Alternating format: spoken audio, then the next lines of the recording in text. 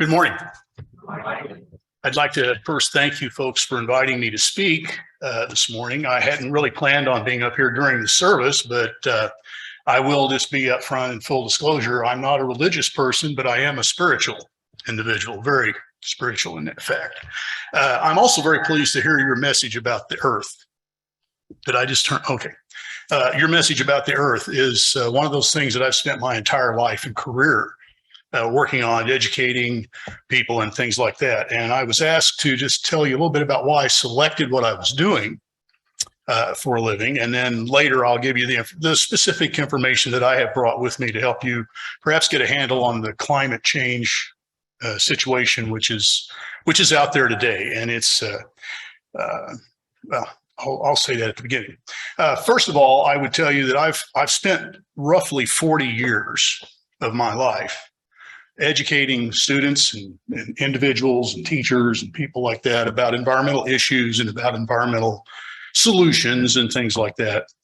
And when I retired in 2015 from the JRB, the James River Basin Partnership, I thought, well, I'm going to just relax and walk away from it.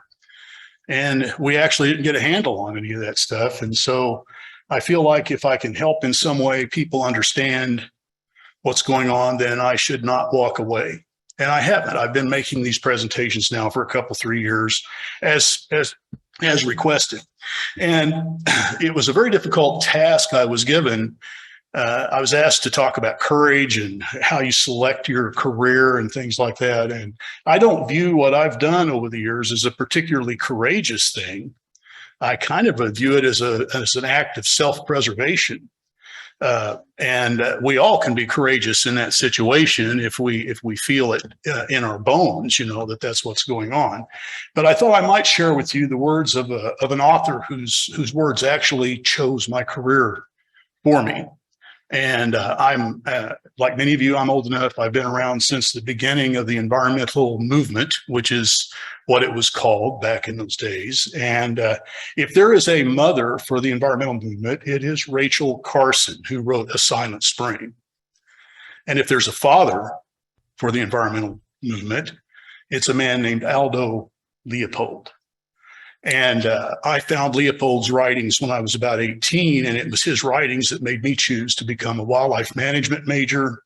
I have a degree in wildlife management. I have a secondary education degree, and I have a master's in aquatic biology because of Aldo Leopold. Basically, I mean, I selected that based on his writings. So rather than me go on and on about myself, I would like to insult you, I guess, by reading to you. How many of you are familiar with Aldo Leopold? That's good, although the majority, as I had expected, are not. He wrote a book. He wrote essays over his lifetime. The book that is the main book that has those essays in it is called A Sand County Almanac. And it's a compilation of essays that he started writing in the 1920s when he was working as a young man he was in the first group of foresters for the Forest Service, basically, during that period of time. So this is a group of his essays. This is another book. It says the Sand County Almanac, but it also has The Round River, which is another volume that Leopold wrote based on the essays in this particular, in the Sand County Almanac. And I've read this numerous times. There's really no real favorite, but the one that I think spells out why I chose and selected what I did is one that is titled Thinking Like a Mountain. And if you would, bear with me, and then I'll let you get on with the rest of your service. And then maybe we'll talk to you about climate change. So you have to remember, Leopold was working with the Forest Service back in the day. Fine, I'm just going to try a little adjustment. In the early 20s through the 20s, 1920. And okay, and he started, that speaker is dead. Oh. Can you not hear? Yeah, Oh, okay.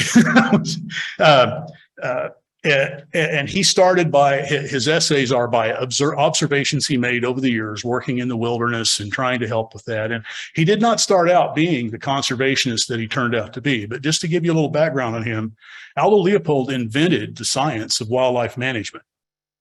Missouri has a deer season and turkey season and all that because the people who manage that wildlife studied wildlife management that was created by Aldo Leopold. He was the first professor of wildlife management in the country in Wisconsin at the university up there.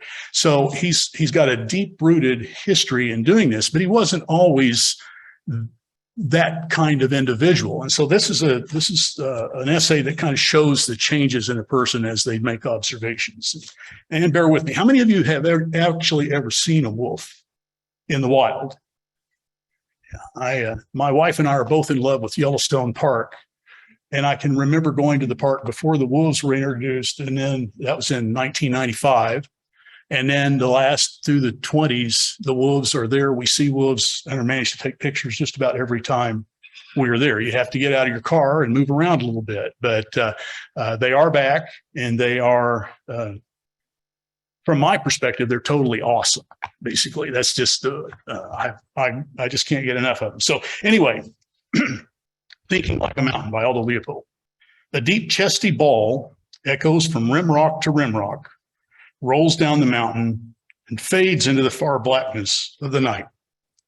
It is an outburst of wild, defiant sorrow and of contempt for all the adversities of the world. Every living thing, and perhaps many a dead one as well, pays heed to that call. To the deer, it is a reminder of the way of all flesh. To the pine, a forecast of midnight scuffles and of blood upon the snow. To the coyote, a promise of gleanings to come. To the cowman, a thread of red ink at the bank. To the hunter, a challenge of fang against bullet. Yet behind these obvious and immediate hopes and fears, there lies a deeper meaning, known only to the mountain itself. Only the mountain has lived long enough to listen objectively to the howl of a wolf. Those unable to decipher this hidden meaning know nevertheless that it is there, for it is felt in all wolf country and distinguishes that country from all other land. It tingles in the spine of all who hear wolves by night or who scan their tracks by day. Even without sight or sound of wolf, it is implicit in 100 small events: the midnight whinny of a pack horse, the rattle of rolling rocks, the bound of a fleeing deer, the way shadows lie under the spruces. Only the ineducable tyro can fail to sense the presence or absence of wolves, or the fact that mountains have a secret opinion about them. My own conviction on this score dates from the day I saw a wolf die. We were eating lunch on a high rim rock, at the foot of which a turbulent river elbowed its way. We saw what we thought was a doe fording the torrent, her breast awash in white water. When she climbed the bank toward us and shook out her tail, we realized our error. It was a wolf. A half dozen others, evidently grown pups, sprang from the willows and all joined in a welcoming melee of wagging tails and playful maulings. What was literally a pile of wolves writhed and tumbled in the center of an open flat at the foot of our rim rock. In those days, we had never heard of passing up a chance to kill a wolf. In a second, we were pumping lead into the pack, but with more excitement than accuracy. How to aim a steep downhill shot is always confusing. When our rifles were empty, the old wolf was down, and a pup was dragging a leg into impassable slide rocks. We reached the old wolf in time to watch a fierce green fire dying in her eyes. I realized then, and have known ever since, that there was something new to me in those eyes, something known only to her and the mountain. I was young then and full of trigger itch. I thought that because fewer wolves meant more deer, that no wolves would mean hunter's paradise. But after seeing the green fire die, I sensed that neither the wolf nor the mountain agreed with such a view. Since then, I have lived to see state after state extirpate its wolves. I have watched the face of many a newly wolfless mountain and seen the south-facing slopes wrinkle with a maze of new deer trails. I have seen every edible bush and seedling browsed first to anemic desuetude and then to death. I have seen every edible tree defoliated to the height of a saddle horn. Such a mountain looks as if someone had given God a new pruning shears and forbidden him all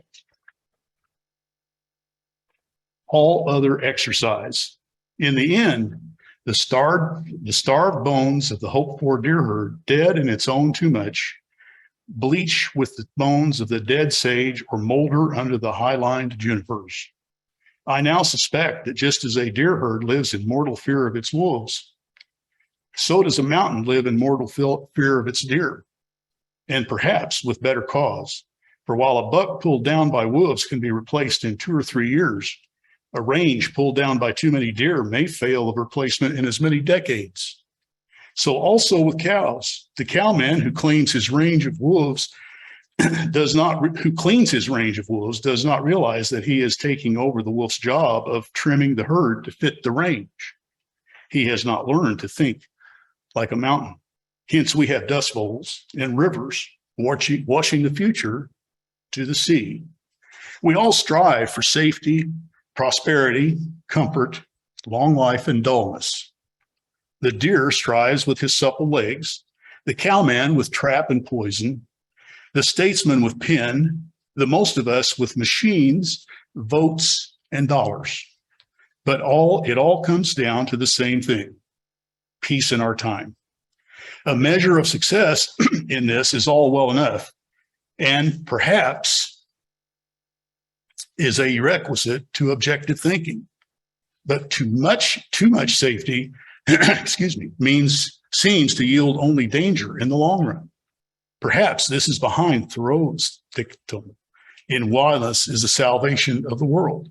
Perhaps this is the hidden meaning in the howl of the wolf, long known among mountains, but seldom perceived among men. So I would recommend these books if you are interested in wildlife and in nature as a whole. To me, it's prose that reads like poetry, and it's made from observations of a lifetime of being outside. And so these essays, those words and the words of Rachel Carson are what put me on the path to where I am today. And it doesn't take courage. It just takes the will to keep at it.